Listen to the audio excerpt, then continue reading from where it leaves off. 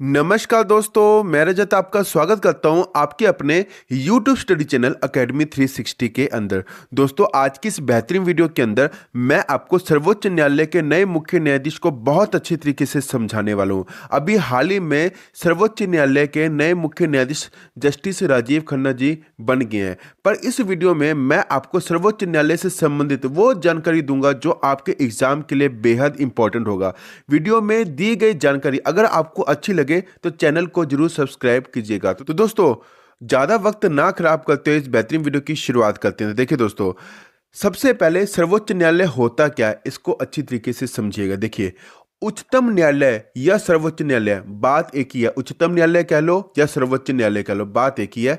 ये कानून का सर्वोच्च न्यायालय होता है जिसके द्वारा दिया गया निर्णय अंतिम निर्णय माना जाता है। इन निर्णय के विरुद्ध किसी और न्यायालय में अपील नहीं की जा सकती। आपको पहला पॉइंट अच्छी तरीके से समझ आ गया होगा। देखिए दोस्तों, सेकंड पॉइंट है संविधान के अनुच्छेद 124 से 147 तक के अनुच्छेदों का संबंध सर्वोच्च न्यायालय से होता है। यह भी आपको पता होना चाहिए। अनुच्छेद 124 से 147 तक जितने भी अनुच्छेद होते हैं इसका संबंध सर्वोच्च न्यायालय से होता है।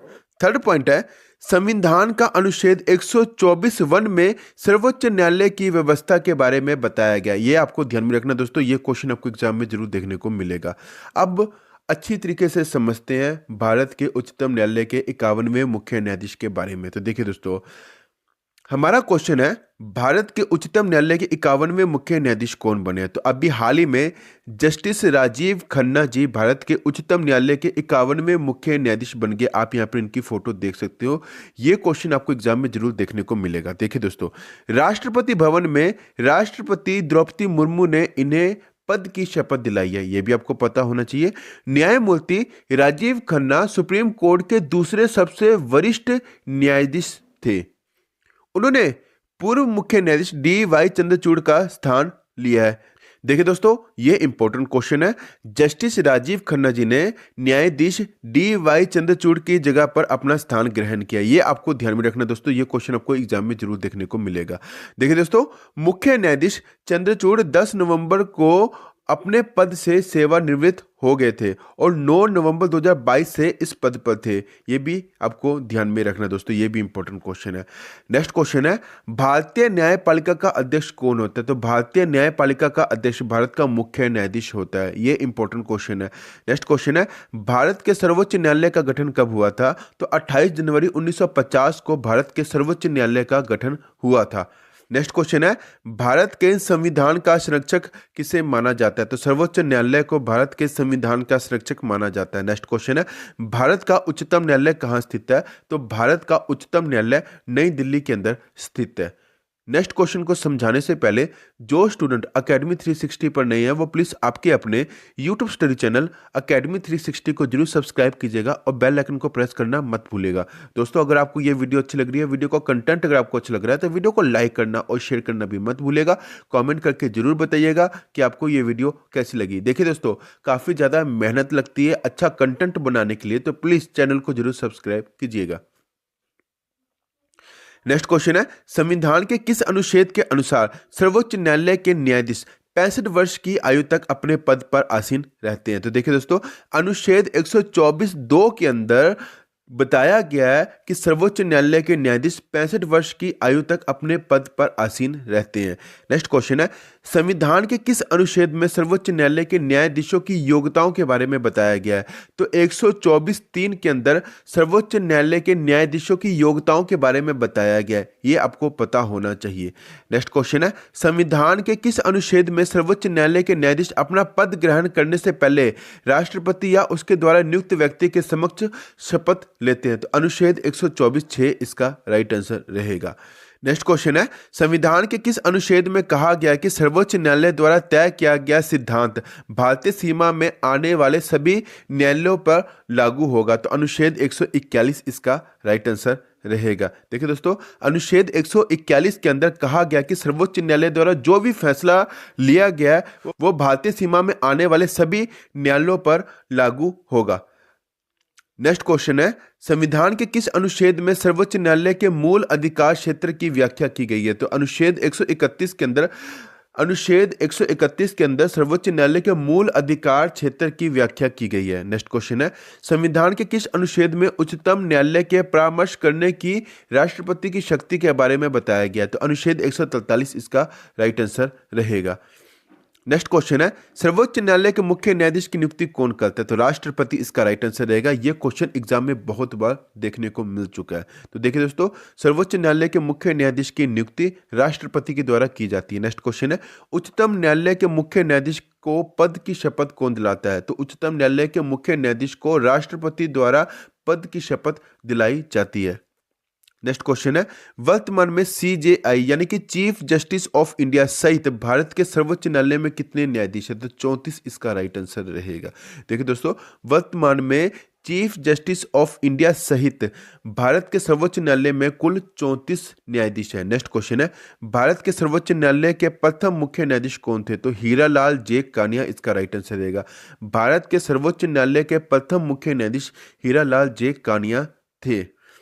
नेक्स्ट क्वेश्चन है, भारत के मुख्य न्यायाधीश कब तक अपने पद पर रह सकते हैं? 65 वर्ष की आयु तक वे अपने पद पर रह सकते हैं। नेक्स्ट क्वेश्चन है, भारत के मुख्य न्यायाधीश के वर्तमान में वेतन कितना है? तो देखिए दोस्तों, भारत के मुख्य न्यायाधीश के वर्तमान में वेतन है 2,80,000 प्रति माह।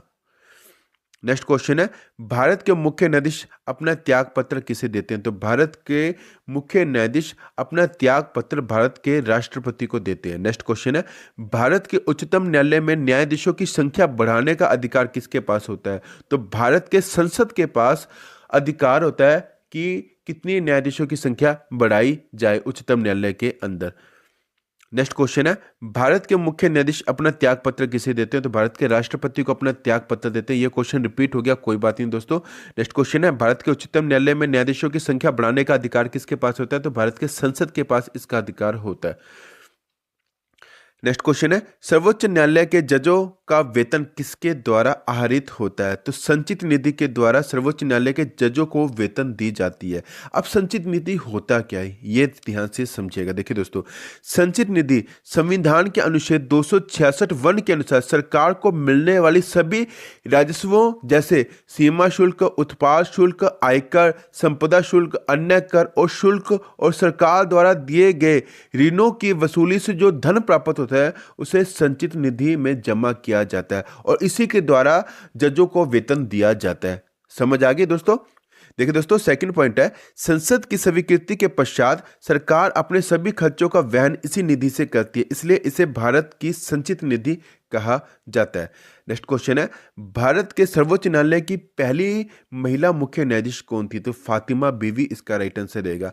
भारत के सर्वोच्च न्यायालय की पहली महिला मुख्य न्यायाधीश थी फातिमा बीवी। नेक्स्ट क्वेश्चन है, संविधान की व्याख्या करने का अंतिम अधिकार किसे प्राप्त होता है? तो सर्वोच्च न्यायालय को जो संविधान की व्याख्या करने का अंतिम अधिकार प्राप्त होता है। नेक्स्ट क्वेश्चन है, जब राष्ट्रपति एवं उपराष्ट्रपति का पद खाली हो तो भारत के राष्ट्रपति के पद पर कौन होता है? तो भारत का मुख्य न्यायाधीश होता है। जब राष्ट्रपति एवं उपराष्ट्रपति का पद खाली होता है तो भारत के राष्ट्रपति के पद पर भारत का मुख्य न्यायाधीश होता है। ये इंपॉर्टेंट क्वेश्चन है, ध्यान में रखिएगा दोस्तों। नेक्स्ट क्वेश्चन है, सर्वोच्च न्यायालय में न्यायाधीश नियुक्त होने के लिए व्यक्ति को कम से कम कितने वर्ष उच्च न्यायालय का एडवोकेट होना चाहिए? तो देखिए दोस्तों, 10 वर्षों तक वो उच्च न्यायालय का एडवोकेट होना चाहिए सर्वोच्च न्यायालय के न्यायाधीश की नियुक्ति होने के लिए। ध्यान में रखिएगा दोस्तों। नेक्स्ट क्वेश्चन है, सर्वोच्च न्यायालय के न्यायाधीश भारत के राष्ट्रपति द्वारा हटाए जाते हैं तो संसद के महाभियोग प्रस्ताव पारित होने पर सर्वोच्च न्यायालय के न्यायाधीश को भारत के राष्ट्रपति द्वारा हटाया जा सकता है। नेक्स्ट क्वेश्चन है, सबसे अधिक समय तक भारत के मुख्य न्यायाधीश के पद पर कौन रहे हैं? तो यशवंत विष्णु चंद्रचूड़ का नाम आपको ध्यान में रखना है। ये सबसे अधिक वर्ष तक भारत के मुख्य न्यायाधीश के पद पर रहे हैं, तो ध्यान में रखिएगा दोस्तों।